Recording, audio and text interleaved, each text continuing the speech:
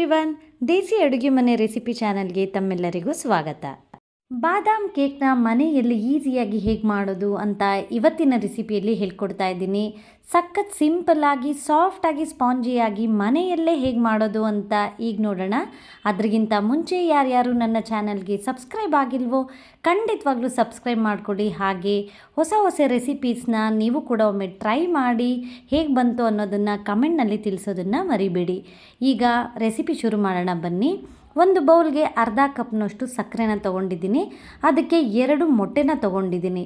ಮೊಟ್ಟೆ ಬದಲು ಅರ್ಧ ಕಪ್ನಷ್ಟು ನೀವು ಮೊಸರನ್ನು ಕೂಡ ಬಳಸ್ಬೋದು. ಇದಕ್ಕೆ 1/4 ಕಪ್ನಷ್ಟು ಅಡುಗೆ ಎಣ್ಣೆನ ಹಾಕ್ಕೊಂಡಿದ್ದೀನಿ. ಫ್ಲೇವರ್ ಇಲ್ಲದೆ ಇರೋಂತಹ ಯಾವ ಎಣ್ಣೆನಾದರೂ ನೀವು ಬಳಸ್ಬೋದು. ನಂತರ 1 ಟೇಬಲ್ ಸ್ಪೂನ್ ವೆನಿಲಾ ಎಸೆನ್ಸ್ನ ಹಾಕಿ ಸಕ್ಕರೆ ಜೊತೆ ಮೊಟ್ಟೆ ಚೆನ್ನಾಗಿ ಕರಗೋ ರೀತಿ ಕ್ಲೀನಾಗಿ ಬೀಟ್ ಮಾಡ್ಕೊಳ್ತಾ ಹೋಗಬೇಕು.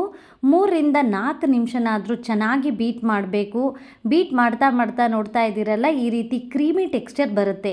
ಅಲ್ಲಿವರೆಗೆ ಚೆನ್ನಾಗಿ ಬೀಟ್ ಮಾಡಿಕೊಂಡು ನಂತರ ಒಂದು ಜರಡಿಲಿ 3/4 ಕಪ್ನಷ್ಟು ಮೈದಾ ಹಿಟ್ಟನ್ನು ತಗೋತಾ ಇದ್ದೀನಿ.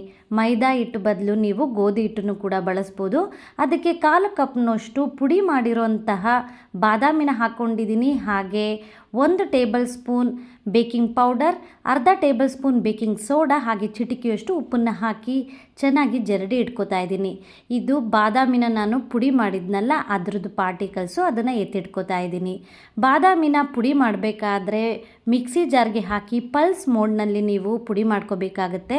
ಅಂದರೆ ಆನ್ ಆಫ್ ಮಾಡಿಕೊಂಡು ನೀವು ಪುಡಿ ಮಾಡ್ಕೋಬೇಕು. ಒಂದೇ ಸಾರಿ ನೀವು ಪುಡಿ ಮಾಡಿಬಿಟ್ರೆ ಬಾದಾಮಿಲಿ ಇರೋಂತಹ ಎಣ್ಣೆ ಅಂಶ ಎಲ್ಲ ಬಿಟ್ಟು ಒಂಥರ ಪೇಸ್ಟ್ ರೀತಿಲಿ ಆಗಿಬಿಡುತ್ತೆ.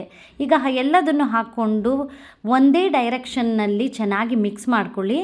ಈಗ ಅದಕ್ಕೆ 1/4 ಕಪ್ನಷ್ಟು ನಾನು ಕಾಯಿಸಿ ಆರಿಸಿರೋಂತಹ ಹಾಲನ್ನು ಹಾಕ್ಕೊಂಡು ಚೆನ್ನಾಗಿ ಮಿಕ್ಸ್ ಮಾಡ್ಕೊಳ್ತಾ ಇದ್ದೀನಿ. ತುಂಬ ಓವರ್ ಮಿಕ್ಸಿಂಗ್ ಕೂಡ ಮಾಡಬಾರ್ದು. ಹಾಗಾಗಿ ನೋಡಿಕೊಂಡು ನೀವು ಎಲ್ಲೂ ಗಂಟು ಇಲ್ಲದೆ ಇರೋ ರೀತಿಲಿ ಚೆನ್ನಾಗಿ ಮಿಕ್ಸ್ ಮಾಡ್ಕೊಳ್ಳಿ. ನೋಡ್ತಾ ಇದ್ದೀರಲ್ಲ, ಈ ರೀತಿ ರಿಬ್ಬನ್ ಕನ್ಸಿಸ್ಟೆನ್ಸಿ ಬರೋ ರೀತಿಲಿ ಚೆನ್ನಾಗಿ ಮಿಕ್ಸ್ ಮಾಡ್ಕೋಬೇಕಾಗತ್ತೆ. ಬಾದಾಮ್ ಕೇಕ್ ಮಾಡ್ತಾ ಇದ್ದೀವಿ, ಬಾದಾಮಿ ಹಾಕ್ತಾ ಇದ್ದರೆ ಹೇಗೆ ಹೇಳಿ. ಹಾಗಾಗಿ 2 ಟೇಬಲ್ ಸ್ಪೂನ್ನಷ್ಟು ಸಣ್ಣಗೆ ಚಾಪ್ ಮಾಡ್ಕೊಂಡಿರುವಂತಹ ಬಾದಾಮಿನ ಹಾಕ್ಕೊಂಡು ಅದನ್ನು ಕೂಡ ಚೆನ್ನಾಗಿ ಮಿಕ್ಸ್ ಮಾಡ್ಕೋತಾ ಇದ್ದೀನಿ. ತಿನ್ನಬೇಕಾದ್ರೆ ಬಾದಾಮಿ ಬಾಯಿಗೆ ಸಿಕ್ಕಿದ್ರೆ ತುಂಬ ಟೇಸ್ಟಿಯಾಗಿರುತ್ತಲ್ವ, ಹಾಗಾಗಿ 1-2 ಟೇಬಲ್ ಸ್ಪೂನ್ನಷ್ಟು ಹಾಕ್ಕೊಂಡಿದ್ದೀನಿ. ಈಗ ಯಾವ ಮೋಲ್ಡಿಗೆ ನಾನು ಕೇಕ್ನ ಮಾಡ್ತಾ ಇದ್ದೀನೋ ಆ ಮೋಲ್ಡಿಗೆ 1 ಟೇಬಲ್ ಸ್ಪೂನ್ನಷ್ಟು ಎಣ್ಣೆನ ಹಾಕ್ಕೊಂಡು ಸುತ್ತ ಅದನ್ನು ಸ್ಪ್ರೆಡ್ ಮಾಡಿಕೊಂಡು ಕೆಳಗಡೆ ಬಟರ್ ಪೇಪರ್ನ ಹಾಕೋತಾ ಇದ್ದೀನಿ. ಬಟರ್ ಪೇಪರ್ನ ಹಾಕ್ಕೊಂಡು ಅದ್ರ ಮೇಲೂ ಕೂಡ ಅದೇ ಎಣ್ಣೆಲಿ ಚೆನ್ನಾಗಿ ಸ್ಪ್ರೆಡ್ ಮಾಡ್ಕೋತಾ ಇದ್ದೀನಿ. ನಂತರ ರೆಡಿಯಾಗಿ ಇರೋಂತಹ ಕೇಕ್ ಬ್ಯಾಟರ್ನ ಇದಕ್ಕೆ ಹಾಕೋತಾ ಇದ್ದೀನಿ. ಬಹಳ ಸಿಂಪಲ್ಲಾಗಿ ಮನೇಲೇ ನೀವು ಮಾಡ್ಕೋಬೋದು. ಟೀ ಟೈಮ್ಗೆಲ್ಲ ತುಂಬಾ ಟೇಸ್ಟಿಯಾಗಿರುತ್ತೆ. ನೀವು ಕೂಡ ಒಮ್ಮೆ ಟ್ರೈ ಮಾಡಿ ಹೇಗೆ ಬಂತು ಅಂತ ಖಂಡಿತವಾಗ್ಲೂ ಕಮೆಂಟ್ನಲ್ಲಿ ತಿಳಿಸೋದನ್ನು ಮರಿಬೇಡಿ. ಕೇಕ್ ಬ್ಯಾಟರ್ನೆಲ್ಲ ಮೋಲ್ಡಿಗೆ ಹಾಕ್ಕೊಂಡಿದ್ದ ನಂತರ ಅದ್ರ ಮೇಲೂ ಕೂಡ 1-2 ಟೇಬಲ್ ಸ್ಪೂನಷ್ಟು ಚಾಪ್ ಮಾಡಿರೋಂಥ ಬಾದಾಮಿನ ಉದುರಿಸ್ಕೋತಾ ಇದ್ದೀನಿ. ನಂತರ ಅದನ್ನು 1-2-3 ಸಾರಿ ಈ ರೀತಿ ಟೈಟಾಗಿ ಕುಟ್ಟಬೇಕಾಗತ್ತೆ. ಏನಾದರೂ ಏರ್ ಬಬಲ್ಸ್ ಇದ್ದರೆ ಎಲ್ಲ ಹೊರಟೋಗಲಿ ಅನ್ನೋ ಕಾರಣಕ್ಕೆ. ಈಗ 10 ನಿಮಿಷ ಪ್ರೀಹೀಟ್ ಮಾಡಿ ಇಟ್ಕೊಂಡಿದ್ದೆ 180 ಡಿಗ್ರಿ ಸೆಲ್ಸಿಯಸ್ನಲ್ಲಿ ಓವನ್ನ.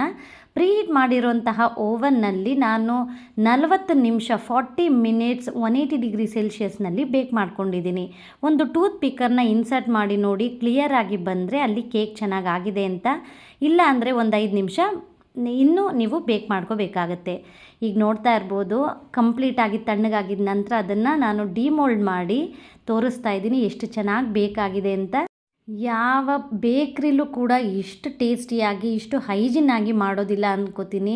ನನ್ನ ಈ ಹೊಸ ಚಾನಲ್ಗೆ ಖಂಡಿತವಾಗ್ಲೂ ತಮ್ಮೆಲ್ಲರ ಸಹಕಾರ ಹಾಗೂ ಸಬ್ಸ್ಕ್ರಿಪ್ಷನ್ ಬೇಕೇ ಬೇಕು. ಹಾಗಾಗಿ ಖಂಡಿತವಾಗ್ಲೂ ನನ್ನ ಚಾನಲ್ನ ಸಬ್ಸ್ಕ್ರೈಬ್ ಮಾಡ್ಕೊಳ್ಳಿ. ಇದೇ ರೀತಿ ಸಿಂಪಲ್ ಆಗಿರೋಂತಹ ಎಲ್ಲ ರೀತಿಯಾಗಿರೋಂತಹ ಅಡುಗೆಗಳನ್ನ ನಾನು ನಿಮ್ಮೊಂದಿಗೆ ಖಂಡಿತವಾಗ್ಲೂ ಶೇರ್ ಮಾಡ್ತೀನಿ. ನೋಡ್ತಾ ಇರ್ಬೋದು ಎಷ್ಟು ಸ್ಪಾಂಜಿಯಾಗಿ ಬಂದಿದೆ ಅಂತ. ಈ ಒಂದು ಸಿಂಪಲ್ ಆಗಿರುವಂತಹ ಟೀ ಟೈಮ್ ಬಾದಾಮ್ ಕೇಕ್ ನಿಮ್ಮೆಲ್ಲರಿಗೂ ಇಷ್ಟ ಆಗಿದೆ ಅನ್ಕೋತೀನಿ.